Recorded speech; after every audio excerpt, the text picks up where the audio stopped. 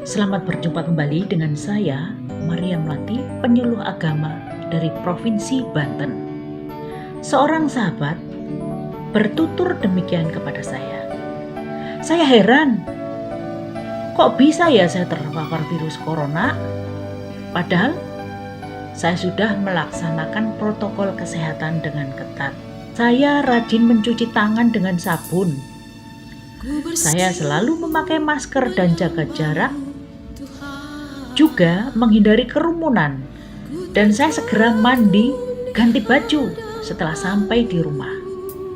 Saya terus berpikir, kira-kira di mana saya terkena virus dan siapa yang membuat saya tertular? Ungkapnya dengan perasaan heran dan penuh tanda tanya. Bapak, Ibu, Saudara, dan teman-teman, itu sepenggal penuturan yang diungkapkan seorang sahabat yang terpapar virus COVID-19. Lalu, sebenarnya apa yang harus kita lakukan di tengah kebingungan, kecemasan, dan kegundahan hati ketika virus itu menyambangi badan kita? Berikut ini ada beberapa tips yang mungkin bisa kita lakukan. 1. Jangan panik. Segera lapor ke RT, RW, puskesmas, atau ke kantor apabila kita masih aktif dalam sebuah perusahaan atau aktif bekerja. Kenapa? Supaya kita tidak menularkan virus tersebut kepada orang lain. Kita harus konsultasi kepada ahlinya. Dalam hal ini, kita konsultasi ke dokter, karena mungkin kita termasuk dalam kategori orang yang tanpa gejala.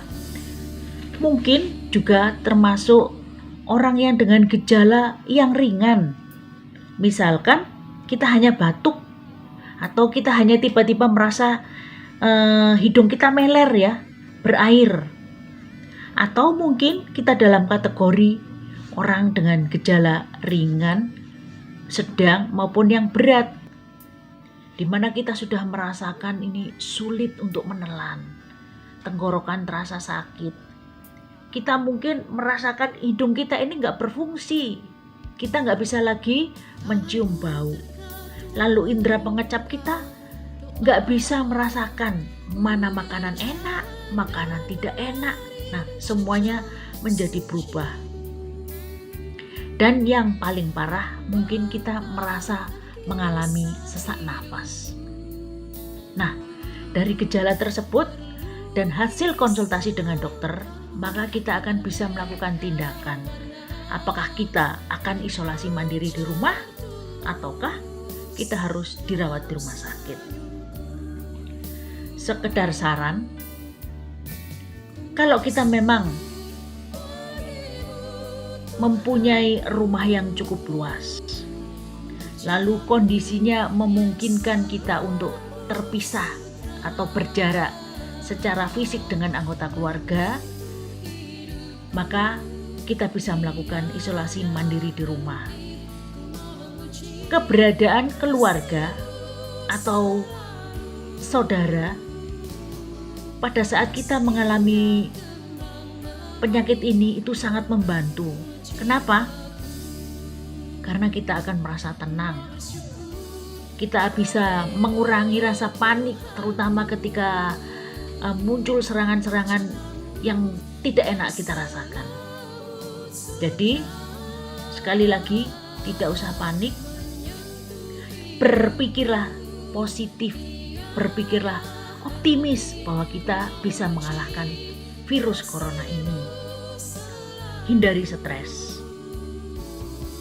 Jangan buka bacaan-bacaan atau tontonan-tontonan televisi yang membuat kita itu semakin terpuruk. Wah, jangan-jangan nanti saya mati. Wah, jangan-jangan gimana, dengan sejuta jangan-jangan dan kekhawatiran. Lalu yang tidak kalah penting, kita tetap berdoa, mohon sama Tuhan yang punya hidup, Dan kita juga boleh sedikit googling sebetulnya hal-hal yang positif. Kita ini termasuk dalam kategori apa, lalu bagaimana pengobatan yang tepat. Maka berikut ini beberapa hal yang dapat kita lakukan jika kita harus menjalani isolasi mandiri.